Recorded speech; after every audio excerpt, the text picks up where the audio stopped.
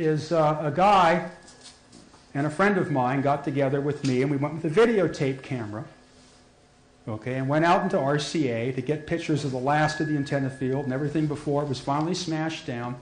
Well, in the process of this, by some weird turn of events that I won't get into because it sounds like voodoo, it finally resulted into the chief park ranger himself, Mr. Sansing, searches the entire 3,000-acre antenna field, which has been my personal rat hole for 30 years, to find the hated Mr. Dollard. And he finally does. He finds us down in the ravine, taking a break, you know, where the deer hang out. Not easy to find. It must have took him at least an hour, you know, worrying about tire pungees and low-hanging wires and the whole thing. And they found me, and he did that so he could come up to me and say, quote, "Mr. Dollard, there will be no more electrical research done here ever again. Do you understand, Mr. Dollard?" You know what I told him? No. And it didn't stop there. So you figure it out. All I know is it's just, you know, it's that percentage of carbon monoxide in the air that I got to live with. But what about all the hidden budgets now in the executive branch of the federal government? I don't know anything about that. Oh my God. They can take all your research and turn it towards military. Well, good. Let them blow up the world. Well, they're going to do it anyway. Have you heard about the National Ignition Center? Oh, it was on KNX News in Los Angeles. We had a whole party about it in Bolinas, amongst a couple other issues. What they're going to try to do is set off a nuclear bomb and contain it in the East Bay in one of their laboratories. Where? I don't know if anybody can confirm that, but if I hear it on KNX, I believe it. That's been, they said they're not going to do this big straight hit because of put radioactive dust in the air. Well, whatever. They're crazy. They're still doing a contained version of it. I mean, that's been so here's the basic situation. You got this place. I don't want to insult anybody that's worked there. You have this big installation, Livermore Laboratories, the big government laboratory. Right. Big shot government laboratory. And out of the whole fusion era came this holy grail of producing electricity by hydrogen fusion, which didn't throw out all this garbage and crap like fission does. It's more of an implosive, self-contained type of thing. All the billions and billions and billions of dollars, giant magnets and lasers, 220,000 volt power lines on towers, 150 feet high, insulators 20 feet long, big giant flows of money, gas, electricity, and glom pouring into this place, all for one simple engineering premise. They wanted to make a fireball stand in space. Okay? Well, nobody seems to be able to do it. Well, when I was living in the bushes in Bolinas, there was a deranged guy that lived in a house next to the bush. Okay? His name was Philo Taylor Farnsworth III.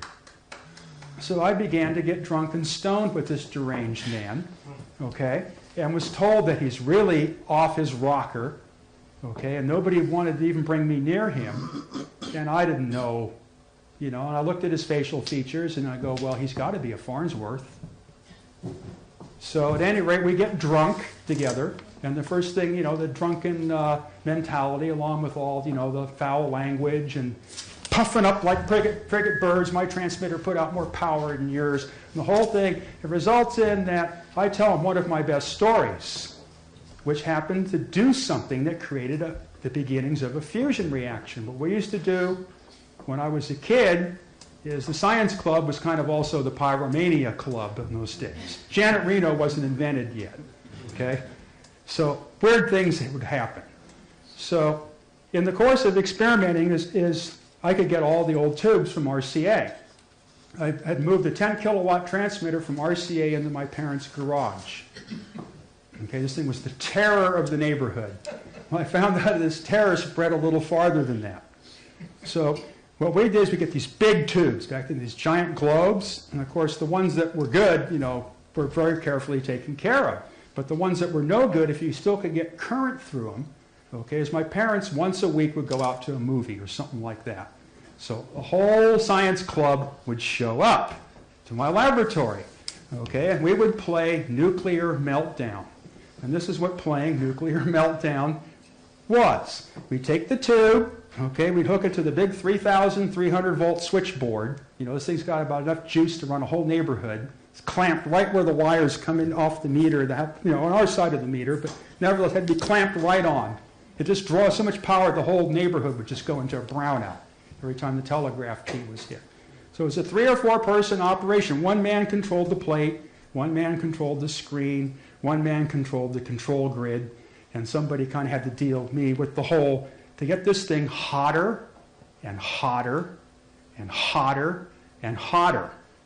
Okay, and the thing all of a sudden would go at some point and would take off, and all the meters, the big Frankenstein switchboard, all the meters would go backwards, okay? And the bravest guy had to have his hands on the abort switch to interrupt this sudden explosion of electricity that would be created in this process. Just briefly, there'd be this sudden explosion of electricity. Well, it turns out to be fusion reactions of this type are very heavy microwave emitters. And I learned when I got in the Navy, every time we did this, it jammed out all the radars in Hamilton Air Force Base. So when I told that to Philo, oh, he was just completely bent out of shape. He couldn't have a better story than that, but he had to. So he disappeared into his bedroom. It was a typical madman, house of boxes, books all dusty, piled to the floor, the ceiling. You couldn't turn the TV off because of the weak cathode, so you put a piece of cardboard in front of it. The inventor of TV's son couldn't fix his own TV. It was a madhouse place, Lots of bottles of wine going down in his guts all the time. Drugs I've never even heard of before. But at any rate, that's where the action. When you live on the street, you're more tolerant. So he goes into his room and he pulls out this screwed up cardboard box, about this big, and he dumps it on the table, and he goes, well, you're so smart. Tell me what these are. And I go, what do you got here? He goes, these are my father's tubes. Okay, well, I knew about the TV, but these weren't TV tubes. Okay, so I pick up the tubes. I've been playing with tubes since I was 6 years old. My grandmother used to build them in RCA. It's just in my genes. I look at these tubes, and these things they're crazy. Anybody would say this is insanity. Okay, big giant grids, but no cathodes, and like electrodes sticking out of the side, sticking all this stuff, and but the thing is, I know how to make tubes.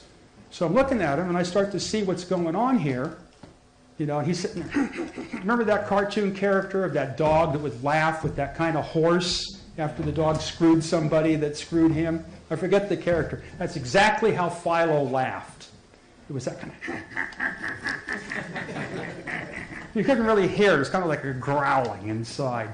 He was content. So I pulled this one tube out, which was just an empty quart of glass, and it had an umbilical cord, so to speak, that came off of it to pump all the air out during operation. It was a laboratory tube. They broke it off the pump and discarded it after the experiment. It had two little metal shells pointing at each other, kind of like two little mirrors, coated with some kind of crappy-looking stuff, silver cesium oxide compound, and a simple ring in the middle. Well, it's a simple, electrostatic focus tube with an anode in the middle, and the two plates, and the little tiny wires came in because the voltage was so high. I guess it had to be oil or something around. It looked like it operated about 100,000 volts, which is a lot for a small tube. But I look at the glass had been all attacked by something. So it used to be in the old color TVs, there was a certain tube that shorted out the high voltage so that it couldn't get out of control. It's called a shunt regulator, 6BK4. And they glow every color in the rainbow and make the TV repairmen sick. And what it does is it turns the glass, the radiation turns the glass on the tube chocolate brown. And that's how you can tell how long the tube's been in the set. So I'm looking at this glass, and it's like all baked by some kind of incredible electrical activity that couldn't have come through those little tiny wires. So I go, Philo, something took off in this tube, didn't it? And then he stopped laughing and got all crappy with me again. I go, Philo, tell me what happened in the tube. And so he told me I could see what happened. What happened is and this is about 1932, is Farnsworth was working with a radically new vacuum tube technology that did not use any of these glowing cathodes or any of these emitters. The patent situation back then was such that RCA owned radio. You couldn't build anything.